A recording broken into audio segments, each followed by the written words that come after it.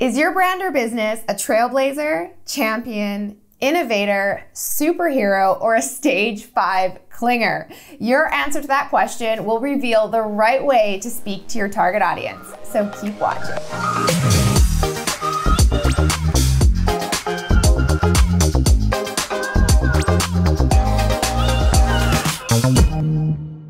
What's up, guys? Thanks for stopping by my channel. If you're not already part of the Copy Posse, get on it and hit subscribe below for a new tutorial on copywriting, marketing, and branding every single week. This week, I'm talking about how to speak to your target audience.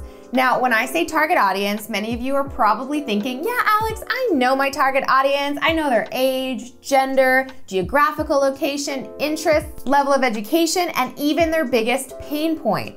And all of that is great and absolutely critical to nailing your copy, but it is not enough.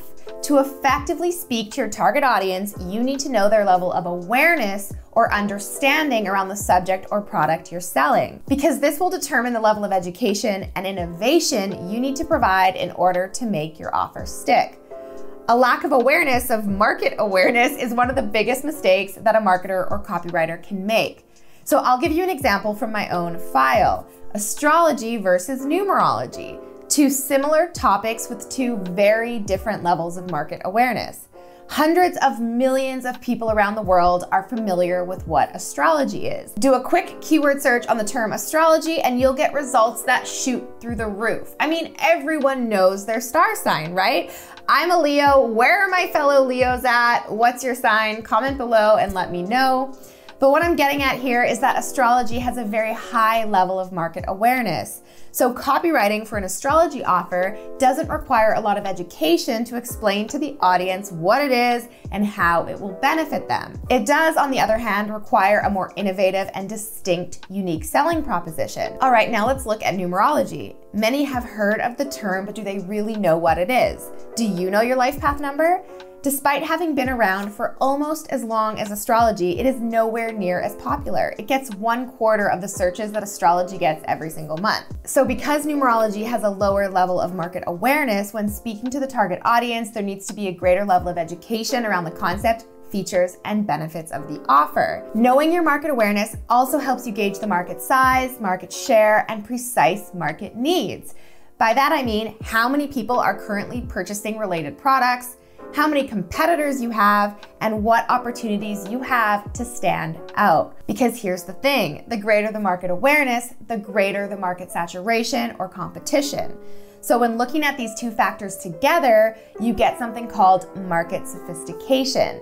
The term market sophistication was first developed by this guy, direct response marketing legend Eugene Schwartz, in his 1966 book, Breakthrough Advertising. Now, this is one of the first 5 books I recommend you read if you want to become a copywriter. To find out the other 4, you can watch my video on that next. So where does your offer stand on the market sophistication scale? One of the easiest ways to gauge this is to look at the number of similar products or services that have come before you.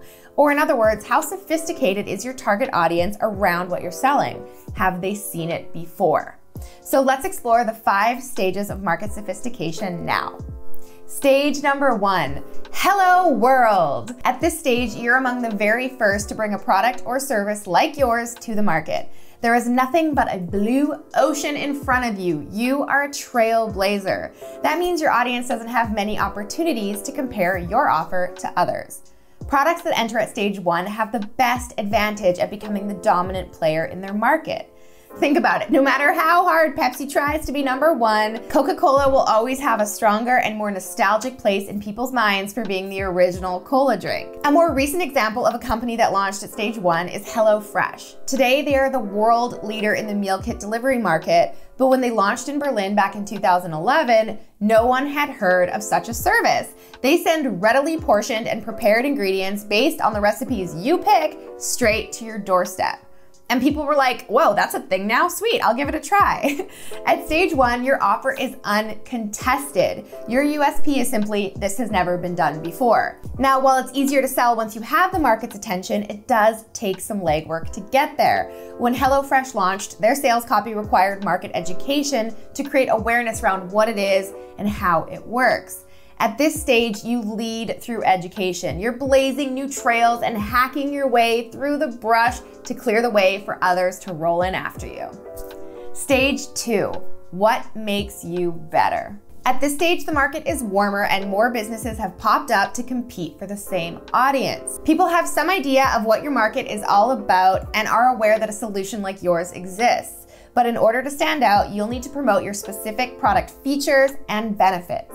You'll need to champion what makes you better. So this is where you can expand on your original claims with more proof and focus on your big promise. How is your product better, faster, or easier than the other guys? For instance, when Apple launched its first Macintosh computer back in 1984, it focused on the ease and simplicity of its graphical user interface compared to the standard command line interface of its predecessors, making it the first commercially successful personal computer. So at stage 2, your product descriptions will need to be longer than, hey, try this out, but there is still a huge opportunity to gain mad market share. Just take a look at Apple.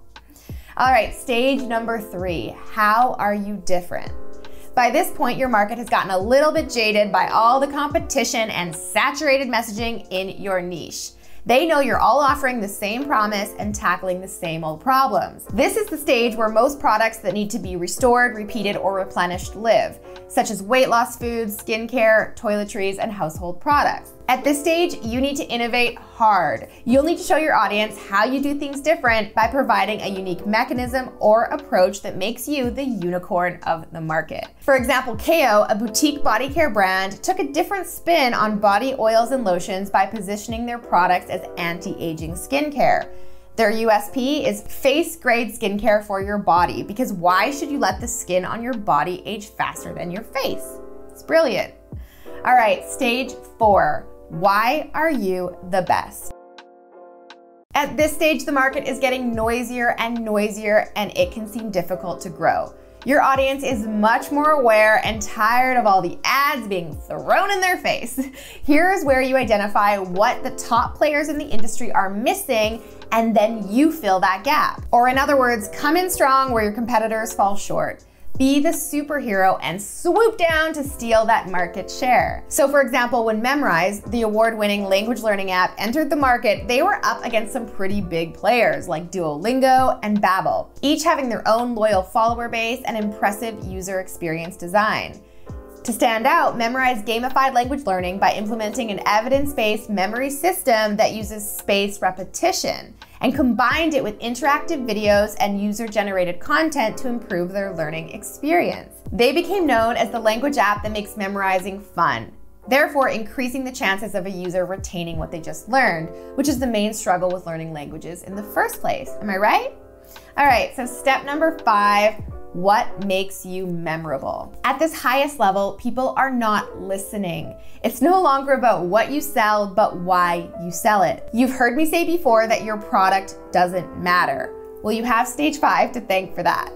Your market is so aware at this point that they're looking for reasons to count you out.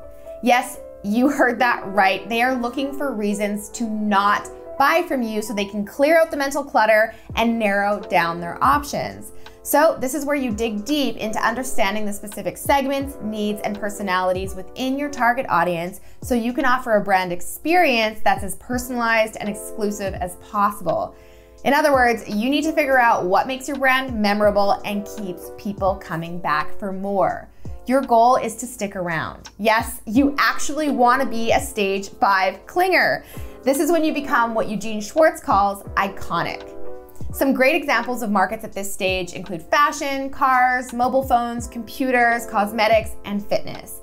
And those that have made it this far have some serious brand loyalty on their side. So are you an iPhone, Android, or Samsung user? Mac or PC? Uber or Lyft? Comment below and let me know some brands that you are fiercely loyal to. All right, guys, those are the 5 stages of market sophistication. By identifying where your product or service stands on this scale, you'll better be able to speak to your target audience and write copy that's more compelling and effective. Please give me a thumbs up below if you found this video helpful, and be sure to catch my next video on how to create your customer avatar. Remember, if you try to sell to everyone, you'll end up selling to no one. So I'll walk you through my 3-step exercise to get crystal clear on identifying your perfect customer. So keep watching. Till next week, I'm Alex. Ciao for now. This is episode 32.